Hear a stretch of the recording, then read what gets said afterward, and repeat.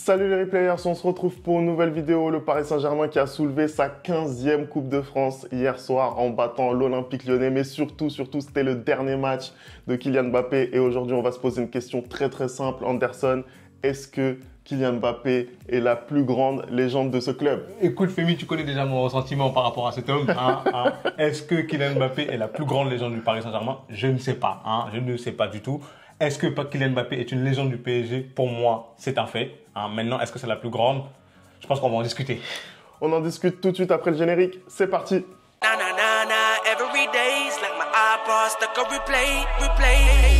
Allez, on commence tout de suite cette vidéo. On va se poser une question très simple. Donc, est-ce que Kylian est la plus grande légende du club?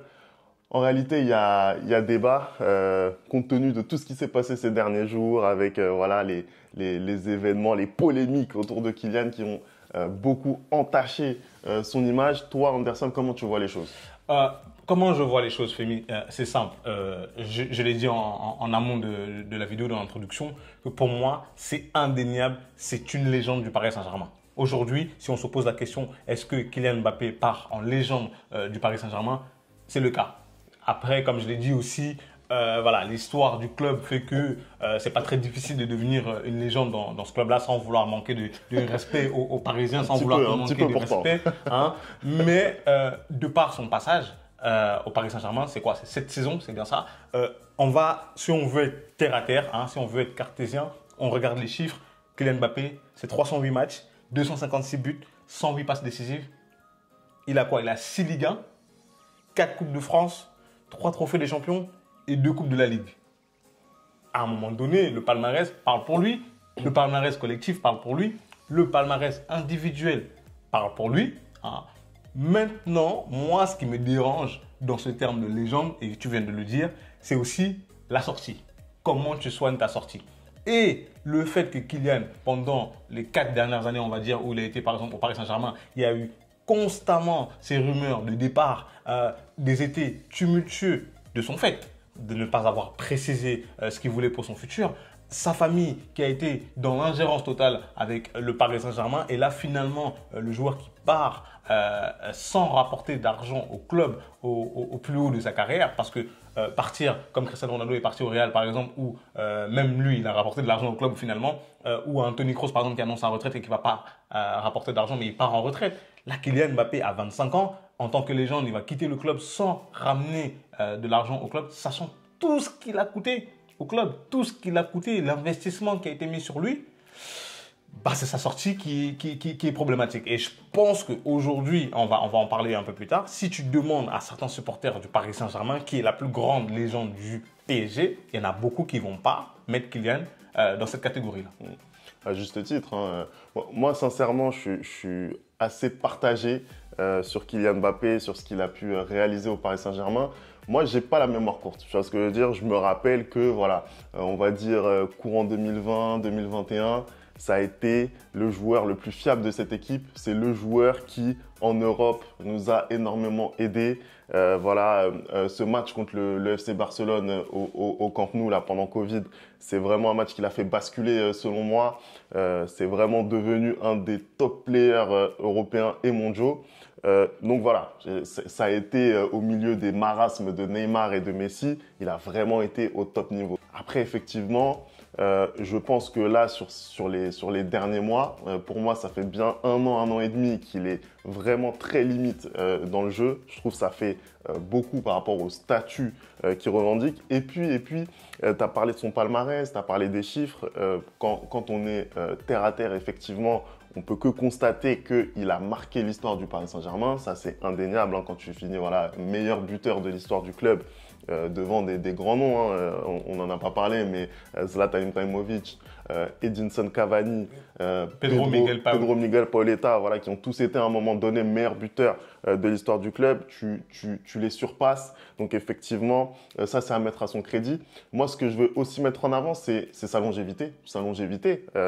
C'est-à-dire que 7 ans avec cette forme de régularité où en plus voilà, il arrive au Paris Saint-Germain, il n'est pas forcément arrivé en tant que buteur racé, tu vois, il n'arrive pas comme un Cavani ou un Zlatan qui est là pour te planter les buts. On l'a vu notamment au début de sa carrière au PSG, un petit peu sur le côté droit. On le pensait peut-être aussi dans un rôle de faux numéro 9, en tout cas de deuxième attaquant, pour soutenir un attaquant un peu plus de surface. Donc voilà, il a réussi justement à devenir le buteur de cette équipe du Paris Saint-Germain. Donc ça, c'est très très fort. Mais après, dans ce Paris Saint-Germain-là, en fait, et là, je vais reprendre un petit peu les propos d'un certain Walid Acharchour, quand il dit qu'après le match contre Dortmund, hein, donc il le dit un petit peu à chaud, mais quand il dit que ce que tu fais, ça ne nous impressionne pas, bah, dans cette phrase, au final, il y a un tel sentiment de vérité parce que, en fait, ce qu'il fait dans ce Paris Saint-Germain version QSI, c'est un peu le strict minimum, on va pas se mentir. C'est un peu le strict minimum. Merci. C'est vrai que moi, j'ai pas envie de banaliser les lignes sur le palmarès. C'est vrai que quand on va se retourner, peut-être dans 20 ans, dans 30 ans, quand le Paris Saint-Germain sera peut-être pas aussi dominant, ça va être des moments qui vont marquer l'histoire du club. Elles sont impressionnantes, mais après, avec l'effectif, c'est normal. C'est ça, voilà. C'est-à-dire que c'est un petit peu ce qu'on demande à cette équipe du Paris Saint-Germain chaque année, au moins de survoler son championnat. Cette année, ça a été le cas. Ils ont réussi à faire le doublé. On voit que finalement, c'est pas aussi simple de le faire tous les ans puisque le PSG n'avait pas gagné la Coupe de France depuis 2021. Mais en tout cas, c'est ce qu'on leur demande. Et finalement, quand tu regardes le peu d'engouement qu'il y avait autour de cette Coupe de France, en tout cas côté PSG, puisque côté lyonnais, c'était pas forcément la même chose. C'est normal, c'est le seul trophée depuis 12 ans. Hein. Voilà, donc tu te dis qu'effectivement, c'est un petit peu commun, tu vois, de remporter tous ces trophées et c'est là où justement ça met une petite nuance parce que effectivement tu le compares à d'autres gloires de ce club. On peut parler bien sûr de Rai hein, qui pour moi est la légende incontestée de ce club. On peut parler de Luis Fernandez par exemple qui a marqué le club en tant que joueur, en tant qu'entraîneur en ramenant une Coupe des Coupes. Voilà, t'as vraiment en fait pour moi, quelque chose qui manque de cet ordre-là, un exploit vraiment qui reste dans les mémoires côté Kylian. C'est ce que j'allais te dire. Tu viens de parler de quelques joueurs, tu viens de citer quelques joueurs qui pour moi vraiment font partie de la légende du Paris Saint-Germain. Tu as cité Luis Fernandez, tu as cité Rai, je pense qu'on peut citer Paoletta, je pense qu'on peut citer Zlatan Ibrahimovic.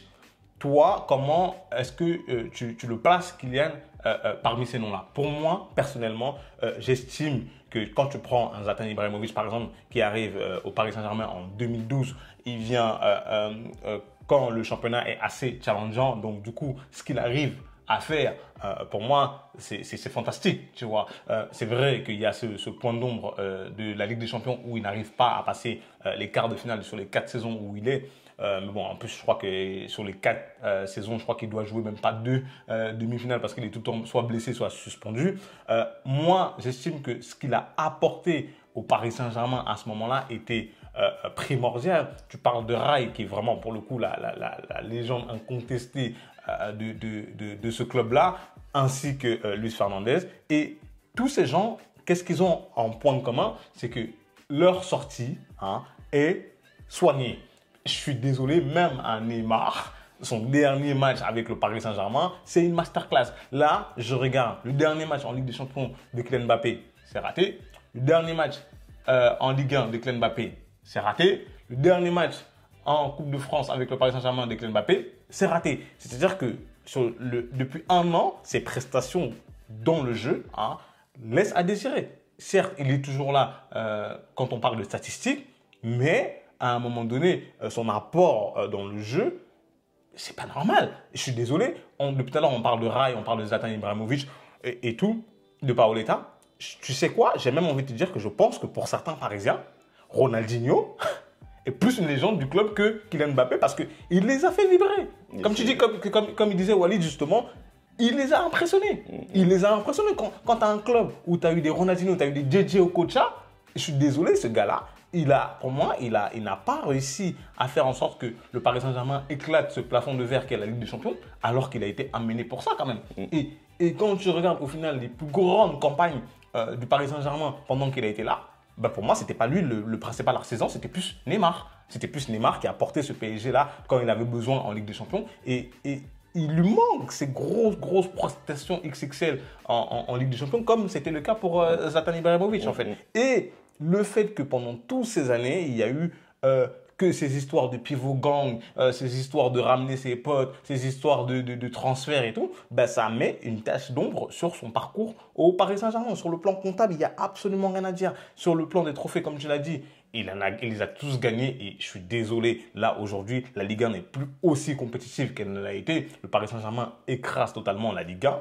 Et c'est juste normal. C'est juste normal ce qu'il fait. Moi, où je l'attends vraiment et où j'espérais qu'il pouvait porter le Paris Saint-Germain vers une autre dimension, c'était en Ligue des Champions et il l'a pas fait.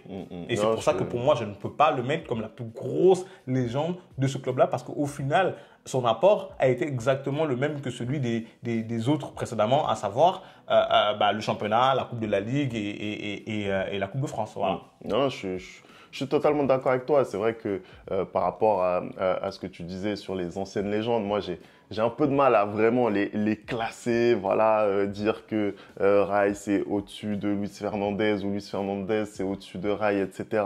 C'est vrai que c'est archi compliqué. Pour moi, c'est les deux têtes qui dépassent parce que Rai, je pense en tant que joueur, sincèrement, on n'a pas eu mieux. Et après, Luis Fernandez, c'est vrai qu'il a réussi à marquer ce club-là durablement, aussi bien en tant que joueur qu'en tant qu'entraîneur. Et ça, c'est vrai que c'est important aussi.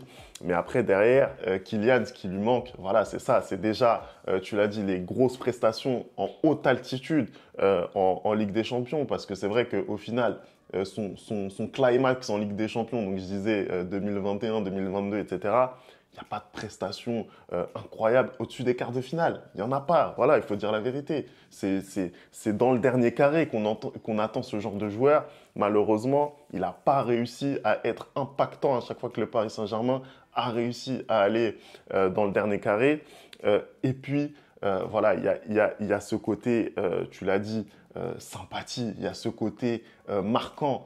Quand tu es une légende, on a forcément un moment sur le terrain qui revient de façon incontestable.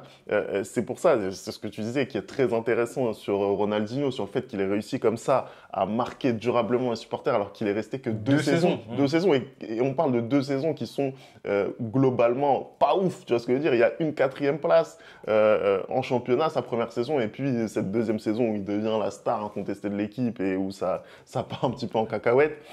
Mais c'est vrai que voilà, Ronaldinho, il y a des moments marquants de lui. On se rappelle notamment pendant les Classicos. On les voit tous les jours sur YouTube, on les voit encore. Et puis même, j'ai même presque envie de parler d'un Amara Diané qui nous sauve de la relégation. Alors bien sûr, Amara Diané, voilà, c'est un joueur voilà, qui est un petit peu confidentiel. Mais ces buts-là, ils ont été déterminants. C'est l'histoire du Paris Saint-Germain. Et tout le monde l'apprécie. Pourquoi? Parce qu'il y a ce moment marquant qui fait de toi une légende du club. Et aujourd'hui, je suis désolé, il manque peut-être à Kylian Mbappé ce genre de moment qui en aurait certainement fait la légende incontestée. Et puis, tu viens de dire un truc très, très important. Tout le monde l'apprécie. C'est pas le cas pour Kylian. Et je pense que quand tu es une légende de ton club, c'est indiscutable. Je pense qu'aujourd'hui, tu vas de l'autre côté te demander si Cristiano Ronaldo est le plus grand joueur du Real Madrid. Il n'y a personne qui va te dire non. Il n'y a personne qui va te dire non, même si voilà, ils sont partis en désaccord ou autre. Non, c'est ce facteur, comment dire, indiscutable qu'aujourd'hui, pour moi, il n'a pas. Il n'a pas. Et ça, c'est dû non pas à ses prestations, mais c'est dû à tout ce qui est autour. Pour moi, quand tu es une légende du club, tu ne te comportes pas de la manière dont il s'est comporté, en fait. Tu ne te comportes pas de cette manière-là et c'est tout ça qui entache pour moi son passage, plus que magnifique au Paris Saint-Germain d'ailleurs. Hein, mais je ne comprends pas en fait. Je ne comprends pas pourquoi l'extra sportif a autant pris le pas sur sa carrière. Quand tu es un jeune joueur comme lui, normalement tu dois te concentrer que sur le foot. Et j'ai l'impression qu'on lui a tout donné et ça lui est monté à la tête et que finalement, bah, il s'est un peu brûlé les ailes comme Icar. Voilà.